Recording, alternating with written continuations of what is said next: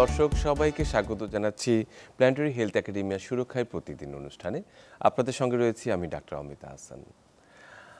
গণ এবং যে অভ্যুত্থান এবং ছাত্র জনতার যে আন্দোলনের পর আমরা যে নতুন বাংলাদেশের স্বপ্ন দেখছি, সেই স্বপ্নের অত্যাবশ্যকীয় একটি অংশ হচ্ছে স্বাস্থ্যসেবা। এবং আমরা জানি এই দীর্ঘদিনের যে প্রচলিত স্বাস্থ্যসেবাটি রয়েছে সেটির সংস্কার কম বেশি সবাই চাচ্ছেন, কিন্তু এই সংস্কার মানুষের যে মৌলিক অধিকারটি রয়েছে স্বাস্থ্যের ক্ষেত্রে, প্রয়োজনীয় স্বাস্থ্য যে সেবাটি পাওয়ার, সেটির ক্ষেত্রে যে চ্যালেঞ্জসমূহ রয়েছে সে বিষয়টি নিয়ে আমরা কতজন ভেবেছি। সে ভাবনার বিষয়টি কিন্তু আজ অবারিত উন্মুক্ত ভাবনার সময় এসেছে, এবং তাই আজকে আমাদের এই অনুষ্ঠানে আমরা আলোচনা করতে চাই স্বাস্থ্য খাতের সংস্কার ও তার চ্যালেঞ্জসমূহ নিয়ে। এবং সে বিষয়ে আমাদের সাথে কথা বলার জন্য স্টুডিওতে উপস্থিত রয়েছেন ডক্টর আবু মোহাম্মদ জাকির হোসেন, রোগ তত্ত্ববিদ, সাবেক পরিচালক প্রাথমিক স্বাস্থ্য পরিচর্যা ও রোগ নিয়ন্ত্রণ স্বাস্থ্য অধিদপ্তর, সাবেক আঞ্চলিক উপদেষ্টা বিশ্ব স্বাস্থ্য সংস্থা এবং সাবেক স্টাফ কনসালটেন্ট এশীয় উন্নয়ন ব্যাংক।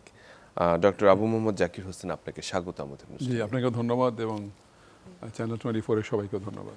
জি, আমরা যে প্রশ্নটি আসলে আজকে রেখেছি শুরুতেই, যে আমরা সেটি নিঃসন্দেহে সবার চাওয়া যে এই মুহূর্তে অন্যান্য সংস্কারের সঙ্গে স্বাস্থ্য যে সেবাটি রয়েছে সেটির সংস্কার অত্যাবশ্যকীয়। এবং আমরা দেখেছি যে এই অন্তর্বর্তীকালীন সরকারের যে ম্যান্ডেট, তার মধ্যেও কিন্তু স্বাস্থ্যসেবা একটি গুরুত্বপূর্ণ অংশ দখল করে আছে। তো সেই স্বাস্থ্য খাতের সংস্কার আসলে মূলত আপনি দীর্ঘদিন কাজ করেছেন, একেবারে প্রাথমিক স্বাস্থ্য পরিচর্যা থেকে শুরু করে জাতীয় এবং আন্তর্জাতিক পর্যায়ে। এই দীর্ঘ সময়ের স্বাধীনতা পরবর্তী সময়ের যে চ্যালেঞ্জগুলো আপনার কাছে মানে আপনি অনুভব করেছেন, সেইগুলো আমরা একটু জানতে চাই। আসলে কোন জায়গাগুলোতে আমাদের হাত দিতে হবে? অমিত, প্রথমেই আমি একটা কথা, আপনার এই কথাটা আরেকটু জোর দিয়ে বলতে চাই। সেটা হলো, একটা দেশের এবং সমাজের উন্নয়নের জন্য তিনটা আবশ্যকীয় বিষয় আছে। একটা হলো, আমরা সবাই জানি কিন্তু, শিক্ষা, স্বাস্থ্য এবং অবকাঠামো। তো সংসার যদি করতে হয় আমাদের এই তিন দিকেই চিন্তা করতে হবে। আর স্বাস্থ্যের যে কথাটা বলছেন আপনি, একটা বড় চ্যালেঞ্জ কিন্তু এইটা যে স্বাস্থ্য যে উন্নয়নের একটা সোপান, এটা কিন্তু অনেকে বুঝতে চান না। রাজনীতিবিদরা বুঝতে চান না, অন্যান্য মানুষও বুঝতে চান না যে স্বাস্থ্য ভালো থাকলে দেশে উন্নয়ন হয়। আপনার স্বাস্থ্য ভালো থাকলে যে দেশের যে উৎপাদন সেটা ভালো হয়, তাহলে সেখানের মাধ্যমে কিন্তু উন্নয়ন সম্ভব। এবং এই জন্যই এখানে টাকা ঢালতে হবে। এইটা কিন্তু আসলে যারা বাজেট করেন, যারা নীতি তৈরি করেন, যারা পলিসি প্ল্যানিং করেন, তারা কিন্তু এটা মনে হয় না যে পুরোপুরি বুঝতে পারেন। এটা একটা বড় চ্যালেঞ্জ। জি। আর আমি যেহেতু অবকাঠামো বলেছি, এটা কিন্তু স্বাস্থ্যের দিকে যদি আমি চিন্তা করি, যে ভৌত অবকাঠামো, এইটা একটা বড় সমস্যা। মানে আপনার ভৌত অবকাঠামো এবং মানুষের আনুপাতিক যে সম্পর্কটা, এটা কীভাবে তৈরি হবে, মানটা কী হবে, কীভাবে ঠিক করবেন, কে ঠিক করবেন। মানে আপনার একদম জটিলতম যে হাসপাতালগুলো আছে, যেগুলো জটিল সেবা দেয়, সেগুলো কোথায় কোথায় কত পরিমাণে হবে, এবং একদম প্রান্তিক পর্যায়ের যে সেবা প্রতিষ্ঠানগুলো আছে সেগুলো কোথায় কোথায় কত মানুষের জন্য এক একটা হবে, এইটা কিন্তু এখনও কোনো নির্দিষ্ট মান হয়নি। অনেকগুলোই কিন্তু রাজনৈতিকভাবে কিন্তু করা হয়েছে, যার জন্য অনেকগুলো প্রতিষ্ঠান কিন্তু আসলে এখন চলছে না। এরকম বিশ্ব যে হাসপাতালের যে এমার্জেন্সি হসপিটালগুলো আছে, রাস্তার ধারে ধারে করা হয়েছে অনেকগুলো, এগুলো কিন্তু চলছে না। আরেকটা হলো যে আপনার অবকাঠামোর কথা আমি বলছি। আরেকটা হলো যে জনবলের যে সমস্যাটা আছে, জনবলের স্ট্যান্ডার্ড বা মানটা কী হবে, কোন ধরনের স্বাস্থ্য জনশক্তি আমাদের দরকার, কী পরিমাণে দরকার। এর মধ্যে স্কিল মিক্স যেটা আমরা বলি, ডাক্তার, নার্স, প্যারামেডিক, কী অনুপাতে হবে। এটা বিশ্ব স্বাস্থ্য সংস্থার একটা অনুপাত দিয়েছে 1-3-5, একজন ডাক্তারের জন্য 3 জন নার্স, 5 জন প্যারামেডিক। কিন্তু আমাদের দেশে আপনি দেখেন যে ডাক্তার যা আছে 90,000 মতো ডাক্তার আছে, নার্সও প্রায় এরকমই আছে, মানে 1-3 না, আর প্যারামেডিক মাত্র 20,000, 4.5 লাখের জায়গায় 20,000।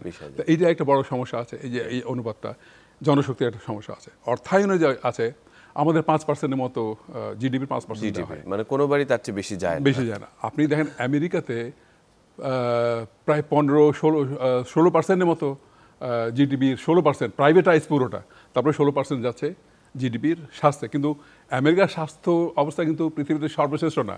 10-12টা দেশের পরে আমেরিকার অবস্থান, তারপর তারা 16% দিয়ে এই পর্যন্ত এসেছে। আমাদের এই এলাকাতে ভুটান, মালদ্বীপস 8-9% দেয়, এবং এইখানে বোধহয় মিয়ানমার ছাড়া আর কেউ, আফগানিস্তান ছাড়া আমাদের নিচে আর কেউ নাই। তো এইটা একটা সমস্যা আছে। আপনি যদি টাকা না ঢালেন তো সেবা কোত্থেকে পাবেন? যে অর্থায়ন অর্থায়নের একটা বড় সমস্যা আছে। বড় বিষয়। তারপর যে তথ্যগুলো, যে তথ্যের ভিত্তিতে আমি সমাধান করব, সমস্যার সমাধান করব, বা একটা নীতি গ্রহণ করব, বা একটা পরিকল্পনা নেব, একটা সিদ্ধান্ত নেব, সেই তথ্যগুলো কিন্তু আসলে খুব সঠিকভাবে সময় মতো পাওয়া যাচ্ছে না। তো এগুলো কিন্তু আমি স্বাস্থ্য ব্যবস্থা মানে হেলথ সিস্টেমসের আলোকে কথাগুলো বলেছি, যে জনশক্তি, হেলথ ফিন্যান্সিং, আপনার মেডিসিন, টেকনোলজি, ভৌত অবকাঠামো, এগুলোকে যদি আমি ইনপুট বা নিবেশ বলি বাংলায়, তাহলে এখানে যে বিভিন্ন সমস্যাগুলো আছে সেটা হয়তো পরে আরও আলোচনা করব। তারপর এইটাকে আমি তখন আরেকটা আছে বিশ্ব স্বাস্থ্য সংস্থার মতে নেতৃত্ব এবং সুশাসন। এখানে আমরা সবাই জানি যে সুশাসনে কি অবস্থা, বিশেষ করে সুশাসনের জন্য দায়িত্ব দেওয়া হবে, সেখানে যদি কানেকশনটা বড় হয়ে যায়, পদবি যদি এমন কাউকে দেওয়া হয় যে আমার মানুষ, যোগ্যতা না দেখে, তাহলে কিন্তু ওখানে একটা সমস্যা আছে। এটা আমাকে তারা ঠিক মতো নেতৃত্ব দিতে পারবেন না।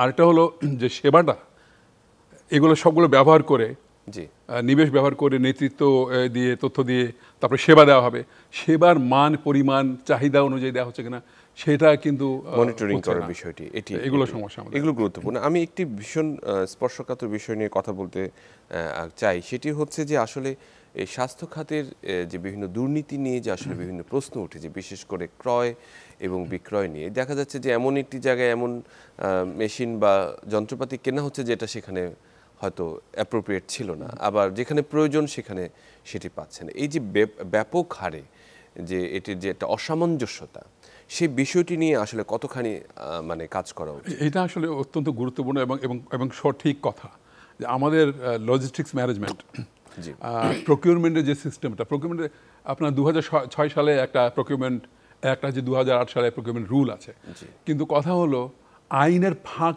বহুত বড়, এবং যেই লোকগুলোকে বসানো হয় তারা ফাঁক খুব ভালো বোঝে। অতীতের কথা আমি বলছি, খুব ভালো বুঝেছে।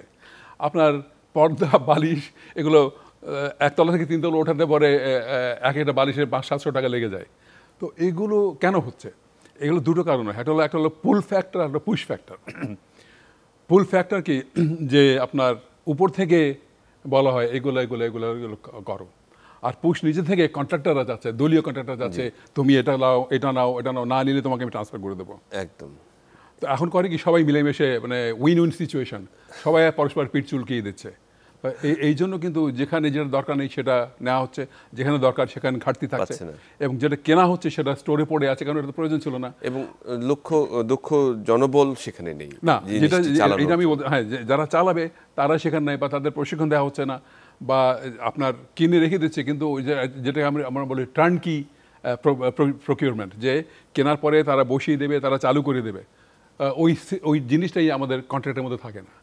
তো এই জন্য এই সমস্যাগুলো, মানে এই বিষয়টিতে আসলে জরুরি ভিত্তিতে সংস্কার প্রয়োজন অবশ্যই। কারণ যন্ত্রপাতি আর মেডিসিন, মানে প্রকিউরমেন্ট যেটা আছে, সার্ভিস না, মানে গুডস অ্যান্ড ওয়ার্কস এর প্রকিউরমেন্টগুলো আছে, এগুলো তো আসলে আপনার একদম ভিত্তিতে আছে, ইনপুট এগুলো, হ্যাঁ, নিবেশ, জোগাড়, এগুলো যদি ঠিকমতো না হয়, তাহলে পরিচালক যতই ভালো হোক না কেন, যতই দূরদৃষ্টি সম্পন্ন হোক, নেতৃত্ব যতই গুণ থাকুক, এগুলো তো চালাতে পারবে না, সিস্টেমের বাইরে তো যেতে পারছেন না। সেটি একটি খুব বড় গুরুত্বপূর্ণ বিষয় আপনি উল্লেখ করেছেন, এবং দারুণ একটি কথা বলেছেন যে পরস্পরের পিঠ চুলকে তারা শান্তিতে থাকছে, সেই জায়গাটি থেকে সরে আসতে হবে একে দ্রুততর ভিত্তিতে। আমি একেবারে প্রাথমিক স্বাস্থ্য পরিচর্যায় যেতে চাই, যেহেতু এই বিষয়টিতে আপনি একজন সাবেক পরিচালক হিসেবে ছিলেন স্বাস্থ্য অধিদপ্তরের। সেই সময়ে যখন কাজ করেছেন, যে চ্যালেঞ্জগুলো আপনি মোকাবেলা করেছেন, সেই আলোকে বর্তমানে কি ধরনের সংস্কার প্রত্যাশা করেন? প্রথম আমি একটা কথা বলি, 1995 সালে আমাকে ইউনিসেফ পাকিস্তানে নিয়ে গেছিল এবং ভারতেও নিয়ে গেছিল। তো আমরা কিন্তু সবসময় গর্ব করেছি যে আমাদের অবকাঠামো পৃথিবীর শ্রেষ্ঠ একটা অবকাঠামো, বহুত প্রশংসা, আমরা অনেক কিছু বলি, মানে এগুলো কিন্তু আসলে সত্যি না। আমি ওখানে যেয়ে দেখি, ওখানে প্রত্যেক 5,000-এর জন্য একটা করে লেডি হেলথ ভিজিটর থাকে এবং একটা হেলথ আউটপোস্ট থাকে। ওখানে হেলথ অ্যাসিস্ট্যান্টরা আসে, তারা সুপারভাইজারি করে 5,000-এর জন্য। ইন্ডিয়াতেও আছে, পাকিস্তানও আছে। তখন কিন্তু আমাদের এটা ছিল না, আমাদের ইউনিয়নের নিচে আর কিছু ছিল না। তো তখন আমরা চিন্তা করলাম যে আমাদের 5,000 হোক, আমাদের যেহেতু আমাদের যোগাযোগ অবস্থা অনেক ভালো ওদের চাইতে, তাহলে আমরা 6,000-এর জন্য এটা করি, যাতে করে 30 মিনিটের মধ্যে মানুষ এখানে আসতে পারে। তো সেখান থেকে আমরা কমিউনিটি ক্লিনিক শুরু করেছি এবং 1995 সালে আমার TFIPP একটা প্রকল্প ছিল, ওর মাধ্যমে আমরা কিন্তু পাইলটিংও করেছি 95 সালে। কিন্তু এই যে পরে অনেকে স্বপ্ন দেখেছেন, স্বপ্নটা পরের স্বপ্ন, কিন্তু আমরা এটা তখন করেছি। তো এই যে অবকাঠামোগুলো এখন ওইখানে আপনারা জানেন CHCP community health care provider, তাদেরকে নেওয়া হয়েছিল। আমার একটা সাজেশন ছিল, যেখানে যারা হেলথ অ্যাসিস্ট্যান্ট যারা আছে, যারা অলরেডি কাজ করছে, তাদেরকে সেখানে নিয়োগ দেওয়ার জন্য না নিয়ে নতুন, এবং অনেকে কিন্তু হেলথ অ্যাসিস্ট্যান্ট অনেকে কিন্তু গ্র্যাজুয়েট মাস্টার ডিগ্রি হোল্ডার, তাদের না নিয়ে নতুন এক মাত্র পাশ করা ওদেরকে CCP করে দিয়েছে, তাদের 2 গ্রেড উপরে। সেখানে একটা অসামঞ্জস্য তৈরি হলো না, কনফ্লিক্ট তৈরি। তখন হেলথ অ্যাসিস্ট্যান্টরা আর ওখানে কমিউনিটি ক্লিনিকে এসে বসে না, আর ফ্যামিলি ইগনোর তো কখনোই ঠিকমতো আগেও বসতো না। তো এইখানে এই যে একটা সমস্যা তৈরি হয়ে গেছে প্রাথমিক স্বাস্থ্য পরিচর্যা অবকাঠামোতে, একদম প্রান্তিক অবকাঠামোতে। ইউনিয়ন যেটা আছে, ইউনিয়ন যেগুলো আছে, হেলথের মাত্র 1275-এর মতো আছে, 1362 আছে ইউনিয়নে, কিন্তু 5,000-এর মতো ইউনিয়ন, আর বাকিগুলো ফ্যামিলি প্ল্যানিং আছে। কিন্তু ওদের মধ্যে কোনো সমন্বয় নাই। আপনি ফ্যামিলি প্ল্যানিং এর অবকাঠামোতে যে হেলথ ওদেরকে বসতে দেবে না, হ্যাঁ। আর এখানে আছে মাত্র 1362, তাও জরাজীর্ণ অবস্থায় আছে। ওখানে যে জনবল আছে, বসার মতো অবস্থা নাই বা যথেষ্ট নাই। ইউনিয়ন একটা অংশ যেটা কখনোই আমাদের অবকাঠামোতে ঠিকমতো ব্যবহার করা হয়নি। তো এটা একটা আছে। প্রাথমিক স্বাস্থ্য পরিচর্যা যেখানে 31 শয্যা ছিল, কোথাও প্রায় এখন 50 শয্যা, কোথাও 100 শয্যা 2-1 জায়গায় হয়েছে। এখানে যে জনবল দরকার, সেই জনবলটা মানে দেখা যাচ্ছে যে 50 শয্যা করা হচ্ছে, কিন্তু জনবল ঠিক আগের জায়গাটিতে রয়েছে। এবং একই প্রশ্ন সদর হসপিটালগুলোতেও, যেখানে 250 শয্যা করা হয়েছে, কিন্তু জনবল 100 থেকে 250 করা, জনবল একই আছে। তো এই যে সমস্যাগুলো আছে, আমি চিকিৎসকদের যে সংখ্যাটা কম তা না, কিন্তু আপনার বিশ্ব স্বাস্থ্য সংস্থা 2016 সালে একটা কথা বলেছিল যে আপনার SDG 3 যদি অর্জন করতে চাই, বিশেষ করে মাতৃ মৃত্যু যদি 80% কমাতে চাওয়া হয়, তাহলে আমাদের লাগবে 4.45 জন সেবা প্রদানকারী প্রতি 1000 জনগণের জন্য। তার মধ্যে ওই যেটা আগে বললাম যে 2006 সালে যে বিশ্ব স্বাস্থ্য সংস্থা বলেছিল ডাক্তার নার্স প্যারামেডিক 135, তো সেই আলোকে ডাক্তার কিন্তু 90,000 খুব একটা কম না। কিন্তু সমস্যা হলো কি, ওই যে রবীন্দ্রনাথের ভাষায় যে সমস্ত রক্ত যদি মুখে চলে আসে স্বাস্থ্য বলে না, তো সব তো শহরে চলে আসছে। আমি ডাক্তার দোষ দেবো না, জেলা থেকে আপনার টার্সিয়ারি হসপিটাল থেকে ওদেরকে ডেপুটেশন নিয়ে চলে আসা হয়। তো প্রান্তিক পর্যায়ে আপনি সহজে ডাক্তার পাবেন না, নার্স যাও 2-1 থাকে। তো তাহলে এই যে মিসম্যাচিংটা হচ্ছে, স্কিল মিক্স হচ্ছে না, সেবা প্রদানকারী প্রান্তিক পর্যায়ে নাই। জি, এবং এই অবকাঠামোটি তৈরি হয়নি তাদের থাকার মতো বা তাদেরকে সেবা প্রদান করার মতো অবকাঠামোটিও কিন্তু আসলে তৈরি করা হয়নি। আপনার একজন ইউএসপিও সিনিয়র ক্লাস 1 অফিসার, তার জন্য 600-650 স্কোয়ার ফিটের বাড়ি। সেটি বলছি যে আসলে সেটি অবকাঠামো এবং অন্যান্য যারা রয়েছেন, যারা স্টাফ রয়েছেন, তাদের জন্য সিকিউরিটি নাই। তো তারা কেন আসলে বিশেষ গত ইয়েতে যে মাস্তানি বলে একটা শব্দ আছে, যেগুলো হয়েছে, তারা আসলে মানে বলা যায় যে চাপের মুখে কাজ করেছে, ডাক্তারদের মারা হয়েছে। আমি যেটি বিষয়টি নিয়ে আসতে চাই সেটি হচ্ছে যে স্ট্রং রেফারেল সিস্টেম এখন একটু সময়ের দাবি। যে দেখা যাচ্ছে যে আমরা মাঝে মাঝে আমরা অভিযোগ করছি যে কোনো যে বিশেষজ্ঞের সিরিয়ালই পাওয়া যাচ্ছে না, রাত 4টা পর্যন্ত 3টা পর্যন্ত দেখতে হচ্ছে। আবার কেউ দেখা যাচ্ছে যে তার কাঙ্ক্ষিত রোগী পাচ্ছে না। এই যে একটা ডিসক্রিমিনেশন হচ্ছে, এই যে উন্মুক্ত একটি জায়গা রয়েছে যে যার যেখানে খুশি সে যেতে পারছে, সেটিকে একটি সিস্টেমের আওতায় আনা যায় কিনা, যে সরকারি এবং বেসরকারি উভয় আনতে হবে। এই জন্য যে সর্দি কাশি নিয়ে, মাথা ব্যথা নিয়ে যদি আপনি FCPS ডাক্তার বা MD ডাক্তার কাছে চলে যান, তো ওনারা তো আরও জটিল রোগী দেখার কথা। তো সেই জটিল রোগী কিন্তু তাহলে সেবা যথেষ্ট পরিমাণে পাচ্ছে না। এখন যারা একদম প্রান্তিক পর্যায়ে আছেন, যদি সাধারণ রোগ হয়ে থাকে, সেটা কিন্তু একজন MBBS ডাক্তার এবং এমন একটা মেডিকেল অ্যাসিস্ট্যান্ট যারা আছেন, যাদেরকে স্যাকমো দেওয়া হয়েছে বলে নাম, যদি মেডিকেল অফিসার না থাকে তারাও এটা দেখতে পারে। প্রথমে আপনার সাধারণ মানুষ সাধারণ রোগ নিয়ে প্রান্তিক পর্যায়ে যারা আছেন তাদের কাছে যাবেন। উনি যদি ঠিক না করতে পারেন তাহলে উনি রেফার করবেন উপরের দিকে। তাহলে উপর দিকে আর বেশি ভিড় হবে না। যদি আমি 60-70% মানুষকে যদি প্রান্তিক পর্যায়ে যদি সেবা দেওয়া যায় তাহলে ওদের উপরে উঠানোর দরকার নেই। যারা উপরে আসবে তাহলে ওরা যথেষ্ট ভালো মানের সেবা পাবে, যারা বিশেষজ্ঞ তাদের বিশেষায়িত যে সেবাটি দরকার সেটি আরো এবং এটা কিন্তু এটা আমরা বলছি ব্যবস্থাপনার এফিসিয়েন্সি, দক্ষতা। এবং যারা সেবা নেবেন তারাও কিন্তু না বুঝিয়ে আসেন। তারা যদি তাদের যদি বোঝানো যায় যে তাদের এই যে এত পয়সা খরচ করে এত সময় নষ্ট করে উপরের দিকে আসছেন, তারপর হাসপাতাল ঘুরে বেড়ান, কোথায় যাবেন, ওখানে অনেক সময় নষ্ট হয়। এই যে এখানে একটা কমিউনিকেশনের ব্যাপার আছে, জনগণকে বোঝানো এবং রেফারেল সিস্টেম যেটা আছে অনার করা, এটা খুব কঠিন কাজ না। এটা শুধু একটা সার্কুলার দিয়ে করা যায়। এবং এই জায়গাটিতে বিশ্বাসযোগ্যতাটাও আসলে অর্জন করতে হবে, যে যারা কাজ করবে, আস্থার সাথে যারা কাজ করবে, মানুষের যে আস্থার সংকটটি হয়েছে সেটিকে ঘাটতিতে পূরণ। এখানে আরেকটা কথা বলি যে আপনার যারা প্রাইভেট প্র্যাকটিশনার আছে তাদেরকে কিন্তু আমরা সম্পৃক্ত করতে পারি একদম। এবং আপনি যেমন ধরুন ইংল্যান্ডের ন্যাশনাল হেলথ সিস্টেমস, ওখানে জিপির আছে, জিপি যদি না পাঠায় উপরের দিকে তো রোগী উপরের দিকে দেখা হবে না। অস্ট্রেলিয়াতে জিপি আছে, ইংল্যান্ডের জিপি হলো সরকারি প্রাতিষ্ঠানিক অংশ, আর অস্ট্রেলিয়াতে তারা ইন্ডিপেন্ডেন্ট, স্বাধীন। কিন্তু ওখানে ওরা যদি উপরের দিকে না পাঠায় রোগীকে দেখা হবে না।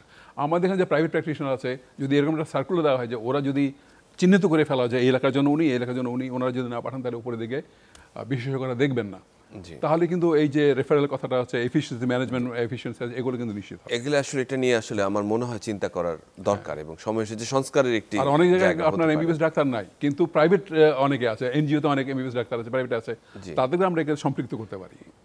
মানে একই ছাতার আমব্রেলার নিচে তাদেরকে নিয়ে আসা যেতে পারে। পুরো অবকাঠামোর, জনবলের অবকাঠামোর একটা সিনারিও আমাদের তৈরি করতে হবে। সে একই সঙ্গে খুব চমৎকার বলেছেন। একই সঙ্গে আমি যদি একটু শুধু সরকারি পর্যায়ে রেফারেলের কথা চিন্তা করি, যে একটি উপজেলা স্বাস্থ্য কমপ্লেক্স থেকে সদর হসপিটাল বা জেলা সদর হসপিটাল বা মেডিকেল কলেজগুলিতে এবং টারশিয়ারি কেয়ার লেভেল হসপিটালগুলিতে, সেখানেও দেখা যাচ্ছে যে আসলে প্রপার রেফারেল হচ্ছে না। অনেকেই সরাসরি চলে যাচ্ছে একেবারেই মেডিকেল কলেজে, অনেকে চলে যাচ্ছে, অনেক সিরিয়াস রোগী আবার যেতে চায় না। হার্ট অ্যাটাক হয়েছে, তারা বোঝে না যে এটা গুরুত্ব কতখানি। এই জায়গাটিকে স্ট্রং রেফারেল সিস্টেমের ব্যাপারে আপনার অভিমত কি? না, রেফারেল আপনার এখানে দুটো ব্যাপার আছে। একটা হলো রোগী পাঠানো। এখন প্রাইভেট ডাক্তার বা অন্য ডাক্তার সমস্যাটা কি দেখেন, আপনি যদি ডাক্তারদের স্যালারি দিয়ে পোষেন তখন ওই ডাক্তার মনে করেন রোগী না আসলেই তো আমার ভালো, আমি বেতন তো পাবোই। যদি যত কম আসে, যত জটিল রোগী কম আসে, আমি আরামে চাকরি করতে পারবো, আমি বেতন তো পাবোই। আবার প্রাইভেট যারা আছে ওদেরকে যদি আপনি দায়িত্ব দেন, তারা করবে কি, রাস্তা থেকে চলে যাচ্ছে, তারা ধরে নিয়ে এসে দেখাবে যে আমি রোগী দেখলাম, আমাকে প্রতি রোগীর জন্য 10 টাকা দেন, কত টাকা। তো এইগুলো কিন্তু আমাদের বুঝতে হবে। এখন রেফারেলের জন্য তাহলে আমাকে দেখতে হবে যে রেফারেল আমি যদি কোনো দায়িত্ব দেই যে আপনি প্রাথমিক পর্যায়ে দেখবেন, না পারলে রেফারেল করবেন, তো উনি করবে কি, রোগী ধরে রাখার চেষ্টা করবেন। প্রত্যেকদিন যদি রোগী আসে তাহলে প্রত্যেকদিন একটা ফি পাবেন। তো ওটা তাহলে মানে রেফারেল সিস্টেমে মনিটরিংটা খুব স্ট্রং হওয়া উচিত। একটা হলো ব্যাক রেফারেল, রেফারেলের সাথে সাথে সবসময় ব্যাক রেফারেল করতে হয়, যে আমি ধরুন এ ইউনিট থেকে বি ইউনিটে রোগী পাঠালাম, বি ইউনিট থেকে তখন এই ইউনিটকে জানানো হবে আমি রোগী দেখে দিয়েছি, এই পরামর্শ দিয়েছি, তখন এই ইউনিট থেকে তখন ফলো আপ করা হবে। আমি এই বিষয়টি আসলে, এবং এটা একটা প্রোটোকলের ব্যাপার, একটা ফ্রেমওয়ার্কের ব্যাপার, যেটা তৈরি করতে হবে। জি, এটা খুব দারুণভাবে বলেছেন। আমি একটি বিষয় নিয়ে মানে একটু অর্থনৈতিক বিষয় নিয়ে কথা বলতে চাই, বিশেষ করে আউট অফ পকেট এক্সপেন্ডিচার, যেটা আমরা বলি যে রোগীর একটা সরকারি হাসপাতালে চিকিৎসা সেবা নেওয়ার পরেও সেটি আমরা অর্থ বছরেও চিন্তা করে দেখেছি যে এটি অ্যারাউন্ড 70%-এর উপরে, 72%-এর উপরে, মানে 72% খরচ তার পকেট থেকে করতে হচ্ছে। তো সেটি ভীষণ একটি অনেকের জন্য লায়াবিলিটি, অনেকে এটি নিতে পারছেন না। এই আউট অফ পকেট এক্সপেন্ডিচার কমানোর বিষয়ে আসলে সংস্কার প্রয়োজন কিনা? এটা খুব জটিল বিষয়, টাকার পয়সার ব্যাপার। তো আমি কিন্তু একটু বিশদ সময় নেব। এখানে 5 রকমের মডেল আছে এই স্বাস্থ্য সেবার অর্থায়নের। আউট অফ পকেট হলো সবচেয়ে ইনএফিশিয়েন্ট, সবচেয়ে মানে এটা অযথা ব্যয়। কারণ যিনি আউট অফ পকেট থেকে টাকা বের করে দেবেন, উনি কিন্তু জানেন না যে সেবাটা নিচ্ছেন ওই সেবাটা 10 টাকা দিয়ে কেনা উচিত না 20 টাকা দিয়ে কেনা উচিত, উনি এটা জানেন না। এখন আপনার এখানে একটু বলি যে 19 শতাব্দীর শেষের দিকে ইংল্যান্ডে একজন প্রধানমন্ত্রী ছিলেন উইলিয়াম বেভারেজ, আর জার্মানির একজন চ্যান্সেলর ছিলেন বিসমার্ক, অনেকে জানেন ওনাকে জার্মানির ফাদার হিসেবে বলেন। তো বিসমার্কের একটা মডেল আছে যেটাকে আমরা সোশ্যাল হেলথ ইন্স্যুরেন্স বলি, মানে প্রত্যেকেই সেবা পাবে, কিন্তু প্রত্যেক এবং যারা চাকরির দাতা এবং চাকরি যারা করে তারা একটা নির্দিষ্ট পরিমাণে টাকা ইন্স্যুরেন্সের জন্য, হেলথ ইন্স্যুরেন্সের জন্য দেবে। আর বেভারেজে যেটা আছে ইংল্যান্ডের, সেটা ছিল যে সরকার নিজের কর থেকে সেবা দেবে, রোগীদেরকে টাকা দিতে হবে না। ওইটা সমস্যা কি, যেটা আমাদের এখানে যে আপনার মানের সমস্যা আছে, সেবার মানের সমস্যা আছে। আর এটা হলো আপনার বিসমার্কে যেটা, সেটা হলো যে সবাই আসলে যত যাই বলুক সবাই কিন্তু সেবা পাওয়ার মতো অবস্থায় নেই আমাদের দেশগুলোতে। আরেকটা আছে ন্যাশনাল হেলথ ইন্স্যুরেন্স, সরকার ম্যানেজ করবে কিন্তু জনগণকে ট্যাক্স দিতে হবে। সরকারি সেবা গ্রহীতাকে চিহ্নিত করবে, প্রাইভেট সেক্টর থেকে নিতে পারে, সরকার থেকে নিতে পারে, মানে ইংল্যান্ডে দুই রকমই আছে। যদি এককভাবে যদি সেবা কেনে সরকার, তখন হয় কি, সরকার সেবা প্রদানকারীকে শর্ত দিতে পারে, আমি তোমাকে এই টাকা দেবো, বেশি টাকা দেবো না, তাকে কিন্তু বাধ্য, কারণ অন্য কেউ কিন্তু আর কিনবে না। তো এই ধরনের অনেকগুলো মডেল আছে। তা আউট অফ পকেট যেটা, সেটা হলো সবচেয়ে ইনএফিশিয়েন্ট, এটা কিন্তু কেউ বলে না যে এইটা এইভাবে করা উচিত। বেস্ট হলো যে ওই বেভারিজ আর আপনার ওটার সমন্বয়, অটোভ্যান মানে বিসমার্কে এটা সমন্বয় করে এটাকে করা। আমেরিকাতে যেমন ধরুন সব রকমের মডেলই আছে, যে জন্য ওদের কিন্তু আমি যেটা একটু আগে বলেছিলাম যে ওদের স্বাস্থ্যের যে উন্নয়ন পৃথিবীতে সবচেয়ে ভালো না। অ্যাপ্রোপ্রিয়েটনেস মানে ম্যান পাওয়ারের যে অ্যাপ্রোপ্রিয়েটনেস, যে যেখানে থাকা দরকার সে সেখানে আছে কিনা, সেখানেও ঠিক অপব্যবহার হচ্ছে। এবং একই সঙ্গে যার যার কর্মপরিধি বা জব ডিসক্রিপশনের বিষয়টিকে নির্ধারিত থাকা উচিত, যার জন্য ইন্টারনাল যে কনফ্লিক্ট সেটা থেকে আমরা রক্ষা পেতে পারি। এই বিষয়ে সংস্কার একেবারে জরুরি। স্বাস্থ্য সেবাতে একটা টিম ওয়ার্ক, এবং এই স্কিল মিক্সের কথা আমি আগেও বলেছি, ডাক্তার, নার্স, প্যারামেডিক। শুধু ডাক্তারের উপর নির্ভর করলে কিন্তু স্বাস্থ্যসেবা হবে না, নার্স, প্যারামেডিক লাগবে। তাহলে আমাকে বুঝতে হবে যে রেশিওটা দেওয়াই আছে, কিন্তু আমাকে তাহলে বুঝতে হবে যে কার কতটুকু দায়িত্ব, কার কতখানি আপনার জবাবদিহিতা, কে কী করবে না, একটা সীমারেখা থাকতে হবে। এবং পারস্পরিক যে সম্পর্কটা আছে সেটা কীরকম হবে, একটা সৌহার্দ্যপূর্ণ, সম্মানজনক, একটা বিশ্বাস, আস্থা, এইগুলো একটা আবহ তৈরি করতে হবে তার, যাতে করে টিমের মধ্যে কাজ করতে পারে। এবং এখানে একটা নেতৃত্বের প্রশ্ন আসে, একটা সুশাসনের প্রশ্ন আসে। তো এগুলো আসলে প্রত্যেকের একটা, আমরা জব ডিসক্রিপশন তৈরি করি সবার জন্য, কিন্তু এটাকে আমরা পরীক্ষা নিরীক্ষা না করেই ছেড়ে দেই, মানে অ্যাপ্লাই করা শুরু করি। এই জন্য আসলে জব অ্যানালিসিস করতে হয় আগে, যে আমি যে তাকে দায়িত্ব দেবো সেটা করতে পারবে, কিন্তু করতে গেলে তার কী ধরনের ব্যাকগ্রাউন্ড দরকার, অভিজ্ঞতা কী দরকার, সেগুলো কিন্তু পরীক্ষা নিরীক্ষা করা হয় না। তো এগুলো আসলে এইগুলো কিন্তু আমাদের এখন নতুনভাবে চিন্তা করতে হবে যে কাকে কী দায়িত্ব দেবো এবং সম্পর্ক কী হবে।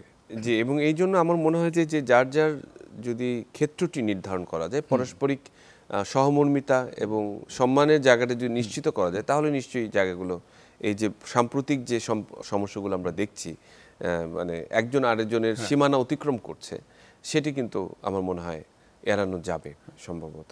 আমি আরেকটি বিষয় নিয়ে কথা বলতে চাই, সেটি হচ্ছে সমাজভিত্তিক স্বাস্থ্যসেবা, যে এটা ইউনিভার্সাল হেলথ কাভারেজ, সেবাটি সে সমান পাবে, কিন্তু তার পেমেন্ট বা অপশনটি তার ক্যাপাসিটি বা তার অংশ হিসেবে সেটি যাবে। ইউনিভার্সাল কাভারেজের জন্য আমরা কিন্তু অলরেডি আমরা স্বাক্ষর করেছি, একটা গ্লোবাল চুক্তি স্বাক্ষর করেছি আমরা, সম্ভবত 2032 সালের মধ্যে আমরা সার্বজনীন স্বাস্থ্য সেবা এটা বাস্তবায়িত করব। কিন্তু ওটা আমরা বুঝি না, আপনার এই সেবা প্যাকেজের মধ্যে কী থাকলে এটাকে আমরা বলবো এফিশিয়েন্ট, মানে 10 টাকা দিয়ে আমি 10 টাকারই সেবা দেব, 20 টাকা দিয়ে 10 টাকার সেবা দেবো না। এটা বুঝতে হবে তাহলে কোন সেবাগুলো প্যাকেজের মধ্যে রাখবো, এবং কারা এই সেবাটা কী পরিমাণে কীভাবে নেবে, কোথায়, কোন এলাকায়, এবং দরিদ্র যারা পে করতে পারবে না তাদের সেবার টাকাটা কে দেবে, কীভাবে ওদের, এবং কারা দরিদ্র সেটাকে ঠিকমতো চিহ্নিত করা, তাদেরকে বলা যে তোমার এখানে ফ্রি সার্ভিস আছে, তুমি নিয়ে যাও, তাদেরকে জানানো, এবং তারা যে নিচ্ছে কিনা, যারা সেবা দিচ্ছে তারা ঠিকমতো দিচ্ছে কিনা। এখানে একটা ক্লেইমের ব্যাপার আছে, যে আমি হয়তো প্রাইভেট সেক্টরকে আমি দায়িত্ব দিয়েছি, তাহলে সে ঠিকমতো সেবা দিচ্ছে কিনা দেখতে হবে। তো এখানে এটা আমরা বলি কন্ট্রাক্ট ম্যানেজমেন্ট। সরকারের যারা আছেন তারা কন্ট্রাক্ট ম্যানেজ করবেন। অনেক সময় একটা থার্ড পার্টিকে দায়িত্ব দেওয়া হয় যে এত কিছু তো দেখা সম্ভব না, তুমি প্রাইভেট সেক্টরকে নিয়ে তাদের মাধ্যমে সেবার ব্যবস্থা করো, আমি তোমার কাজ দেখাশোনা করবো, আমি তোমাকে টাকা দেবো, তুমি ওদেরকে দাও। ইনশিওর রাইট, এই জায়গাটি রয়েছে। আরেকটি জায়গা আমি আসলে কথা বলতে চাই যে সেটি হচ্ছে অ্যাপ্রোপ্রিয়েট বা দক্ষ জনশক্তির সদ্ব্যবহার, যে জায়গায় যার আসলে থাকা দরকার এবং যাকে দিয়ে কাজটি সর্বোচ্চ পরিমাণ উৎকর্ষ হবে, সেই জায়গাটির আসলে ভীষণ রকমের অপব্যবহার আমরা লক্ষ্য করেছি বিভিন্ন সময়ে বিভিন্ন জায়গায়। দেখা যাচ্ছে যিনি যে বিষয়ে অভিজ্ঞতা নেই সে বিষয়ে উনি কাজ করছেন, আবার যেখানে ওনার ফিল্ড নেই সেখানে তাকে দিয়ে রাখা হয়েছে। এই জায়গাটির সংস্কার নিয়ে যদি কিছু বলেন। আমি বলি you have hit the nail in the head.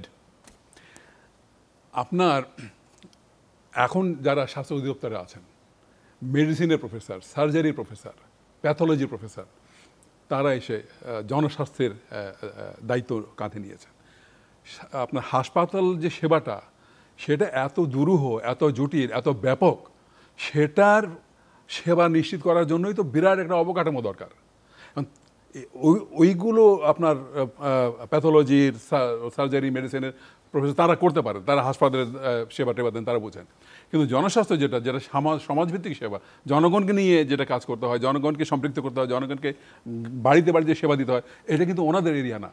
এবং এই যে রোগ প্রতিরোধ করা, রোগ নিয়ন্ত্রণ করা, এগুলো কিন্তু ওনারা বোঝেন না। কারণ এগুলো বুঝতে গেলে রোগতত্ত্ব জানতে হবে, স্ট্যাটিস্টিক্স জানতে হবে, আপনার সোশিওলজি জানতে হবে, কমিউনিকেশনের প্রসেসটা জানতে হবে, এগুলো ওনাদের এরিয়া না।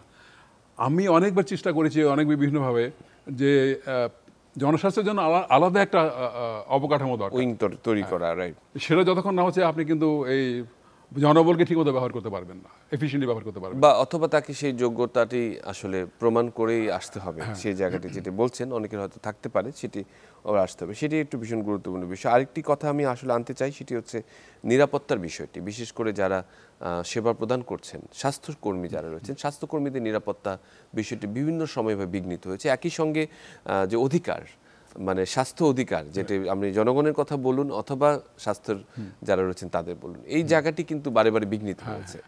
কিছু হলেই ডাক্তারদের ঘাড়ে দোষ চাপছে, আবার ডাক্তার যদি কখনো দোষ করেও থাকে সেটিরও মানে সঠিক তদন্ত অথবা সঠিকভাবে হচ্ছে না, একটা সোশ্যাল ট্রায়াল হয়ে যাচ্ছে, ইনস্ট্যান্ট ট্রায়াল হয়ে যাচ্ছে। এই জায়গাগুলো আসলে মানে সংস্কার প্রয়োজন কিনা? এখানে কিন্তু BMDC, Bangladesh medical dental council, একটা ভূমিকা আছে। খুবই দুর্বল একটা প্রতিষ্ঠান, মানে এটাকে আসলে অনেক শক্তিশালী করতে হবে। যে কোন ডাক্তার ঠিকমতো সেবা দিচ্ছে কি দিচ্ছে না, না দিলে পরে কোনো অন্যায় করে থাকলে, কোনো পারজুরি যদি করে থাকে, তাহলে আমি তাকে কি সাজা দেব, তো ওটা বোঝার মতো তো শক্তি জনবল তার নাই। এখন এই যে হেলথ প্রোটেকশন অ্যাক্ট একটা 2015 সাল থেকে পড়ে আছে স্বাস্থ্য মন্ত্রণালয়, এটা কোনো খবর নেই। তারপরে ডাক্তারদের নিশ্চয়তা বিধানের জন্য কোনো আইন নেই, তাদের সম্মান করার জন্য আপনি, এগুলো মিউচুয়াল, জনগণ ডাক্তারদের সম্মান করে, ডাক্তার জনগণকে ভালোবাসা দিবে, সম্মান দেবে, এই আবহাওয়াটা ইনফ্যাক্ট তৈরি হয় না। আস্থার সংকট তৈরি হয়েছে এবং নিরাপত্তার সংকট তৈরি হয়েছে, উভয়কে আসলে সেই আস্থাটির জায়গায় নিতে পারছে না। সেটির খুব দ্রুতই আসলে ত্বরান্বিত উন্নতি দরকার এবং সেই বিষয়টি নিয়েও আমার মনে হয় সংস্কারের প্রয়োজন রয়েছে। আপনাকে অসংখ্য ধন্যবাদ। আজকে এই স্বাস্থ্য খাতের সংস্কারের বিভিন্ন দিক আপনি আলোকিত করেছেন, আপনার পরামর্শ দিয়েছেন। আশা করছি যে আমি আসলে সরাসরি সংস্কারের কথা বলিনি, কিন্তু আমি সমস্যাগুলো তুলে ধরেছেন, যারা দর্শক শ্রোতা তারা বুঝবেন। জি, আপনাকে অসংখ্য ধন্যবাদ। নিশ্চয়ই পরবর্তীতে আপনার সাথে আবার এই বিষয়ে কথা হবে। সুপ্রিয় দর্শক, আমরা স্বাস্থ্য খাতের সংস্কার এবং এর চ্যালেঞ্জ নিয়ে এগুলো কথা বলেছি। মূলত চ্যালেঞ্জ যে জায়গাগুলো রয়েছে, দীর্ঘদিন ধরে যে জায়গাটিতে যে সমস্যাগুলোতে আমরা আটকে আছি, সেগুলো থেকে এখন মুক্ত হওয়ার আমার মনে হয় উপযুক্ত সময়, এবং যার নীতি নির্ধারণী যারা রয়েছেন তারা নিশ্চয়ই বিষয়টিকে নজর দেবেন এবং বাংলাদেশের স্বাস্থ্য খাত একটি আন্তর্জাতিক মানের স্বাস্থ্য খাতে পরিণত হবে, এই প্রত্যাশায় আজকের জন্য শেষ করছি। সবাই ভালো থাকবেন।